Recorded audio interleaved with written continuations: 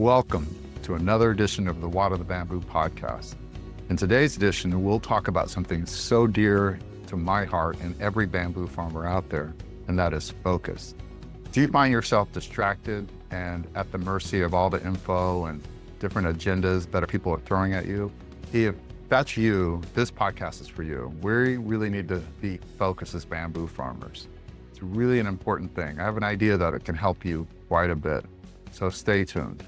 When I was a kid on the farm in East Texas with my grandfather, one of the things my grandfather did was plow his field. And one of the things I really enjoyed doing was getting up really early in the morning. So when he hitched up the mule, this was a really interesting time because the mule always was like crazy, wild, like out of control. But my grandfather had a secret to keep that mule calm so it could plow the rows that he wanted to. And one of the secrets he had was he put on that mule blinders. And so I got to thinking about this idea. The blinders would just calm the mule down and it would sort of go in the rows that it could see straight ahead. And I thought about that for myself and even for you.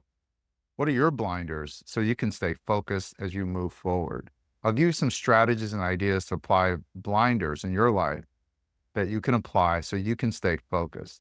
Having focus is so important as a bamboo farmer. Why? Because pandas and distractions and all kinds of things will get in the way of what you're trying to do. But staying focused is super critical.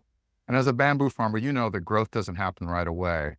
So getting distracted is really easy.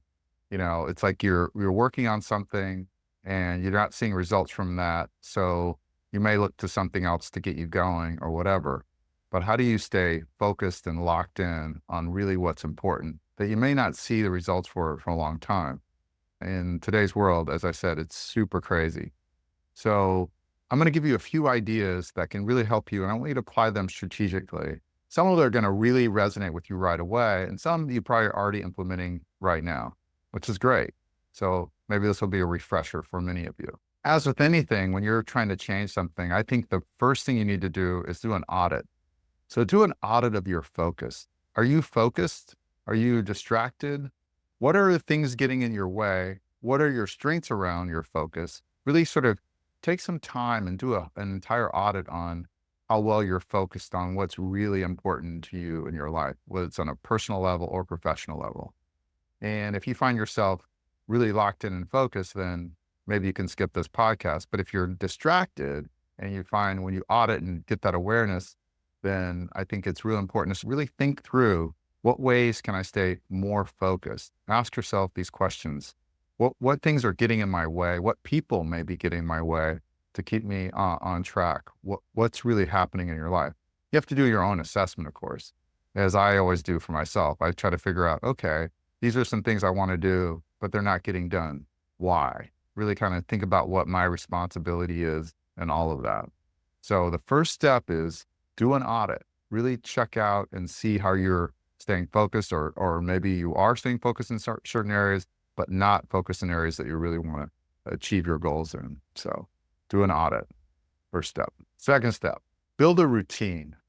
First thing you should do is get organized. Get organized with how you want your day and your life to go. But having that routine will be super important. That is key because you don't want to sort of do these things every once in a while. So get really organized about what that routine may look like for you. The real idea around routine is about consistency, because the things you do every once in a while aren't going to have the consistency that you will have if you did things on a daily basis. It's really about what can I do on a daily basis to get my projects going and really analyze the priorities that I really want to spend my watering time, my activity time on. So this idea of having a routine is really linked to this idea of consistency.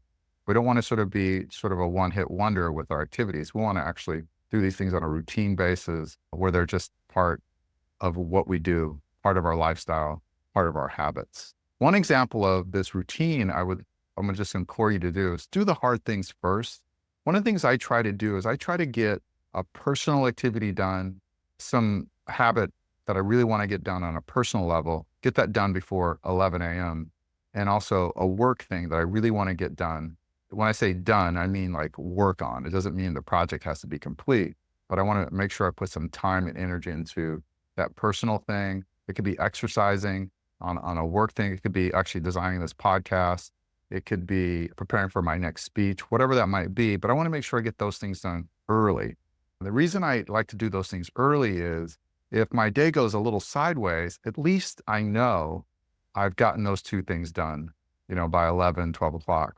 It's great because if the day goes sideways, at least I know those two things are knocked out. And also, the reason I do it early is that's when I have the energy. That's when I have the time, the energy to focus on these things. So get them done early. All right. Really important. Yeah. That idea of getting things done early is sort of rooted in Brian Tracy's book, Eat That Frog. I love that sort of idea. It's a Mark Twain quote where he said, if you have two frogs to eat the ugly one first. So get the ugly project done first. I love that idea, eating that frog. The third step that's really important is set your environment up for success. Like at my work desk, I have all the research and tools and books and things that I need, but I also get rid of things that might distract me. So I don't like to have my phone or my iPad or anything by my desk. In fact, I even remove my computer so I can just write with pen and paper. And whatever might distract you, you want to have away from your work area, but set the environment up so you're not looking for a pen or looking for paper. Set it up where things are right how you like them. You know how you work, and when you do your best work. Set your desk up or your work area up in a way that can have you be more effective, so you can really do more deep work. But setting the environment up properly is really important. The right lighting, what have you. One of the things I like to do is I like to put my headphones on. I put my Beats headphones on and I listen to Mozart. And for some reason, that just gets me in the mood of the projects I want. Whatever that might be for you, whatever can really get you kind of locked in. But the environment is super important, that setting it up. So I'm not looking for a pen. I'm not looking for paper. I'm not looking for my journals. I don't have to search a lot. I can just sort of lock in and really get going on the work that I want to do. I also leave my day timer with me, a journal that I keep of the things I want to capture and do, just in case when I'm working on a deep project that I really want to focus on, something may pop up in my head and I don't want to lose that train of thought. I do kind of cheat a little bit and write that note down in my journal, something that maybe it could be a to-do, but then I get back to the project that I'm on. I try to stay and do it that way. I noticed that when I didn't do that, I would lose my train of thought thinking about, oh, how am I going to capture this idea? But I would just pen and paper, write it down, and I could capture that idea that just sort of popped in my head as I was working on something. That may help you too. I shared this idea of setting up your environment with a colleague of mine. She was struggling trying to get her projects done. When I was coaching her, I just asked her a couple of questions, like you should audit yourself. I just asked what was getting in the way of her getting her work done. And she kind of hemmed and hawed, and it sounded like she had notifications on her email, notifications on her text. So all I suggested she do was just take her phone and her computer and put it in the trunk of her car as she worked on her projects.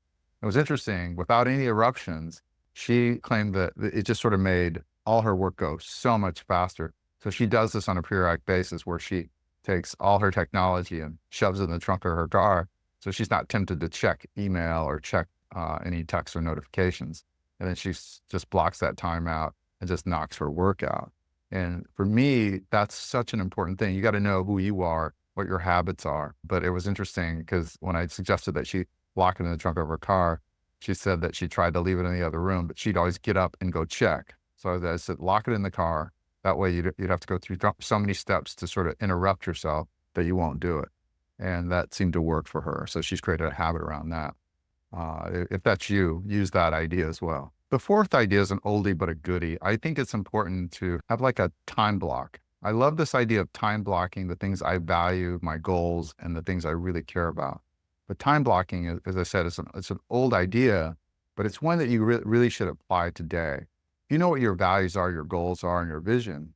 Make sure you create time in your calendar to really sort of look at those things. I like to block my time in this way. I like to have 30 minutes, 60 minutes, 90 minutes. And after those 30 minutes, if I lock in and get my work done in 30 minutes or some project I want to do in 30 minutes, then I make sure I give myself a bit of a break.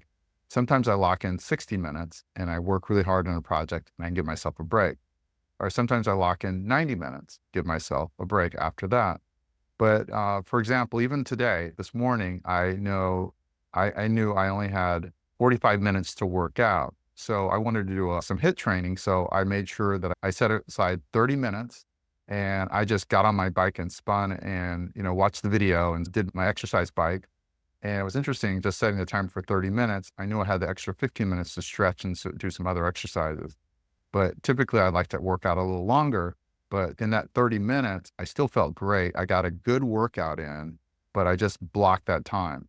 Now I could have just sort of not done that at all, but blocking the time gets me to do the things that I think are really important, for my health and for my business and for my life.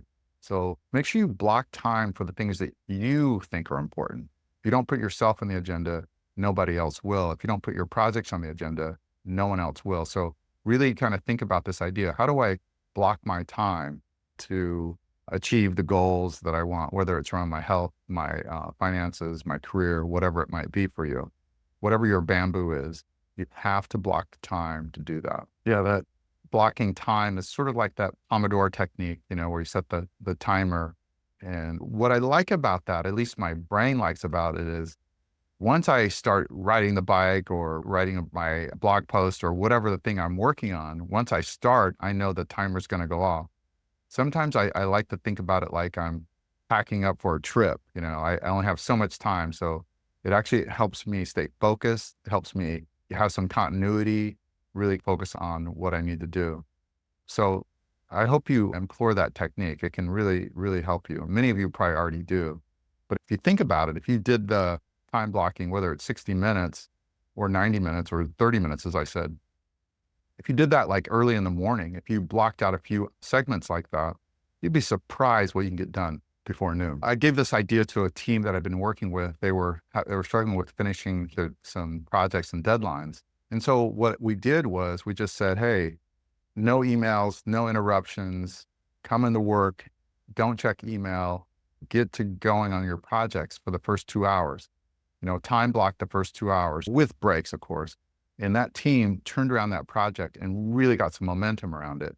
Part of it was just giving themselves a goal of the first 2 hours, this is what we're going to work on. And the communication level went up and all of that, especially after 2 hours. And everyone knew they couldn't interrupt each other, no emails, no texts amongst the team. And so the team really focused on their individual work.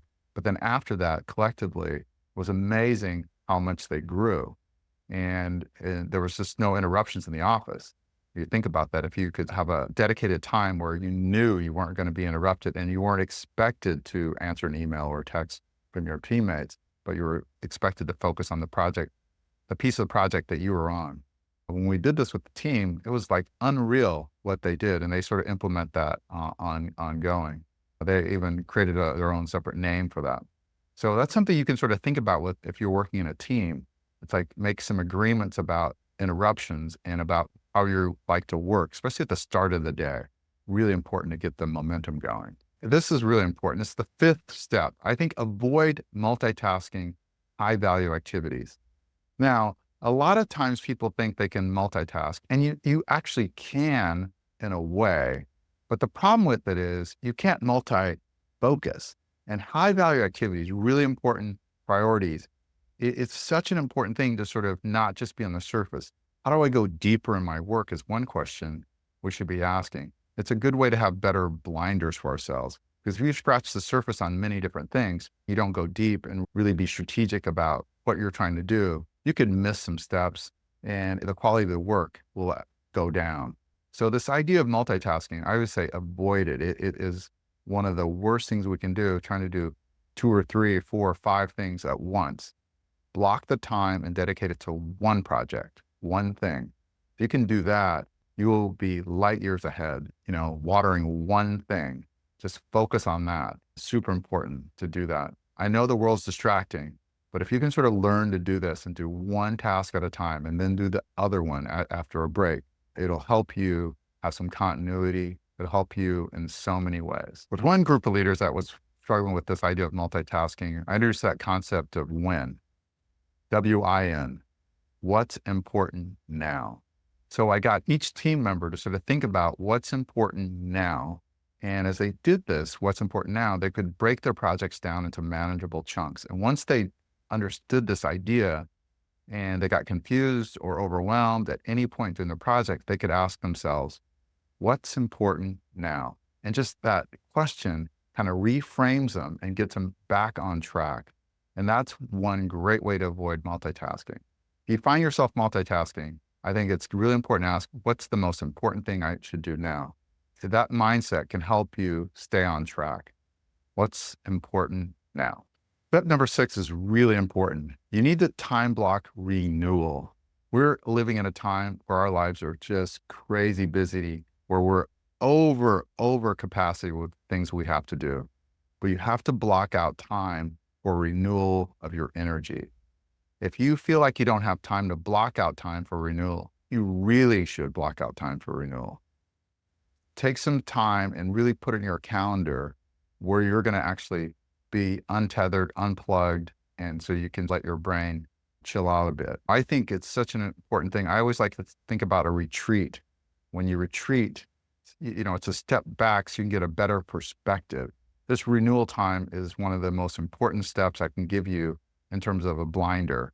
Step away from the field, step away from the things that you're doing. If you step away, you may see easier shots and get better perspective.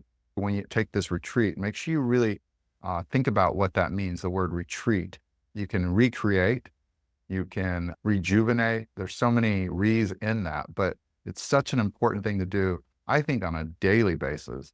I try to do it on a weekly basis where I can really step back and really unwind and really think strategically about how I'm living my life, what I'm doing, and how I can help my clients. But take that step back, really take that step back in a world that's asking you not to do it. Such an important thing to do, especially now. So I encourage you to take that time for renewal. What can you do for your renewal time? Go for a walk, go in nature. There's so many things you can do. You could get some exercise, play a game that you like to play, get away and do something fun with your family, your loved ones. Just make sure you take that time. If you don't take that time, no one else is going to have you do it either. And you're going to go back to work being stressed out, all those things. So figure out a way to take that time and advocate for yourself so you can really have that break. I believe that everything needs maintenance, especially you. Everything needs maintenance. I see a lot of people, they spend more time on the maintenance of their cars and themselves, but make sure you take care of yourself. Take care of yourself because we're depending on you. Others are depending on you. Really an important aspect here. One group I worked with, working with their team's leaders, they noticed that their teams were getting a lot of burnout. People think they can work into the night or work extra hours, work all the time, 24/7. What they don't realize is they're actually being unproductive. And working with this group, what was great about that is they implemented policies and rules in which it actually made people take more breaks. And once they took more breaks, they noticed that the engagement went up, productivity went up, creativity went up. But you have to force it sometimes when people are overworking. But also, these breaks aren't to get on your phone. The breaks are actually to really, really relax, to not get caught up in a news cycle or whatever it might be, but take some time and take walks in nature and really let your brain settle down a little bit. So I encourage you to put your blinders on. First thing I want you to do is really think about what's that audit? Audit your focus. How you doing there? Really, it's just so critical. I want you to also think about building a routine around your focus. Building a routine will create a habit, and that habit just becomes just your lifestyle and who you are and what you do. But making that assessment is one of the first things I want you to do. Number 2, I want you to think about what is my routine around focus, really setting yourself up. The other thing that's really important is to set your environment up. Set your environment up where you can win. If something is distracting you, get rid of it. If a person is distracting you, have a conversation with you and tell them, hey, I'm working at this particular time. For me, setting the environment up, when I put my headphones on, everyone knows I'm in lockdown mode. I'm going in and trying to go deep. So it's really an important thing. You have to send signals to your team. You have to let people know that you're really trying to focus and work. but setting that environment up is just an important thing. You know the things that distract you. Make sure you set your environment up so you can win. And number three, of course, is to time block your high value activities. When you time block your high value activities, I like to do it in those, as I said, 30 minutes, 60 minutes, 90-minute segments. Whatever it works for you. Just think about that. Set a timer. Oftentimes, I don't even use my phone because on my phone it's this computer. I got all the emails and everything else. I might get a text from a client or email from somebody and I get distracted. So I just use an old-fashioned clock and do it that way. The fifth thing I want you to think about is, how do I avoid multitasking? Are you working at one project at a time? In those 30, 60, 90-minute blocks. Just think about it that I'm just work on one project at a time, because we want to really work on high value activities, not low value activities. Because a lot of times people are busy, but what are they really busy about? Are they really busy about what's important, their important priorities? And then the last thing I want you to think about is, how do you block time for renewal? We really need to think about that. All 6 of these things can help you focus, help you really water your bamboo and have the life that you want to achieve. As I said, when I was a young boy watching my grandfather and watching that mule kind of go crazy until he put the blinders on, I think a lot of people are feeling that way. We're all feeling a little crazy, like, which way would I go? What do I do? But once we put our blinders on and really kind of sit down and focus on what's really important, then we can sort of know what rows to plow, what bamboo to water, and that's the way to be more successful. I really appreciate you joining me here on the Water the Bamboo podcast. If you've gotten anything out of this, please subscribe. Please tell your friends, pass this on. It'll help the channel and hopefully help more people.